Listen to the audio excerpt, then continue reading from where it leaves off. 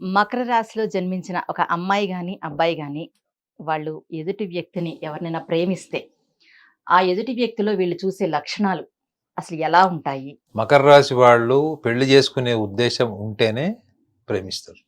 Okay. అర్థమైందండి. వాళ్ళకి కూడా ఫ్లర్ట్ చేయడం ఈ వృషభ రాశి వాళ్ళకి రాదు. హ్మ్. వాళ్ళల్లో అమాయకత్వం ఏంటంటే వాళ్ళని ఈజీగా నమ్మించవచ్చు. ఓకే. అందుకే మకర రాశిలో పుట్టిన అమ్మాయిలు కానీ అబ్బాయిలు కానీ వాళ్ళకి స్కూల్ నుంచి కూడా వాళ్ళకి మెమరీస్ ఉంటాయి. హ్మ్. సో చాలా సందర్భాల్లో ఏంటంటే వాళ్ళు ఆ ఎక్సైట్మెంట్ పోయిన తర్వాత మళ్ళీ కొత్త పార్ట్నర్ని వెతుక్కుంటారని కూడా మనకి బుక్స్లో రాసి ఉంటుంది. అవును. ఎందుకు ఎక్సైట్మెంట్ పోతుంది? ప్రేమలో వీళ్ళు సుదీర్ఘకాలంగా ఉండడానికి ఇష్టపడతారు. ఒక సపోర్టింగ్ పార్ట్నర్‌నే వీళ్ళు ఇష్టపడతారు మేడం. హ్మ్. మకర రాశి వాళ్ళు ఏమి ఇష్టపడతారని మీరు అడిగారు. అవును.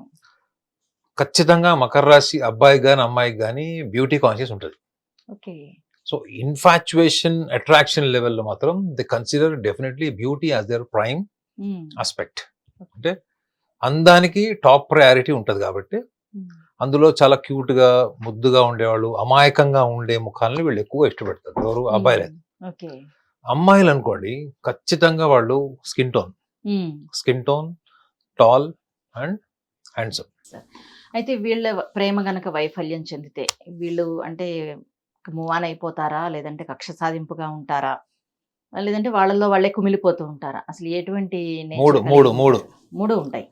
ఒకటి హ్మ్. కక్ష సాధింపు అని నేను అనను గానీ, ఓకే. ఖచ్చితంగా వాళ్ళ రియాక్షన్ చూస్తారు. హుహు. ఇంటికెళ్ళి కొట్టడమో, ప్రాపర్టీ డ్యామేజ్ చేయడమో, హ్మ్. వాళ్ళకి ఏదో ఒక రకంగా హార్మ్ చేయడమో, ఓకే. కొంత, హ్మ్. కొంత భాగం. అది కొంత భాగం. కుమిలిపోవడం అన్నది మేజర్ పార్ట్. యెస్. అంటే 60% లోపల లోపల ఛిద్రమైపోతారు. హ్మ్. ఇంకొకటేంటి మూవ్ ఆన్. హ్మ్. మూవ్ ఆన్ అయితారు వీళ్ళు. అవును. అర్థమైందండి. ఎందుకంటే వీళ్ళ వీక్‌నెస్ ఏంటి? వీళ్ళు ఎమోషనల్‌గా ఒకళ్ళ సపోర్ట్ లేకుండా వీళ్ళు ఇండిపెండెంట్‌గా ఉండలేరు ఎక్కువ కాలం.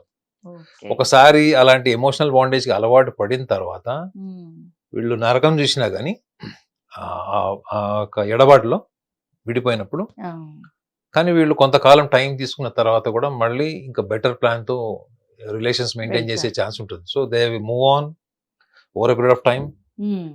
They even consider the reaction as a revenge or else a vindictiveness okay. as a part of love హ్మ్. అనుకుంటారు. హ్మ్. అండ్ థర్డ్ ఆస్పెక్ట్ ఏంటంటే లోపల లోపల వాళ్ళు ఫిలాసఫికల్‌గా కృంగిపోయి అవును. పాత సినిమాల పాటలన్నీ యేసుకొని బాధపడే లక్షణాలు కూడా వీళ్ళకి ఈక్వల్‌గా ఉంటాయి.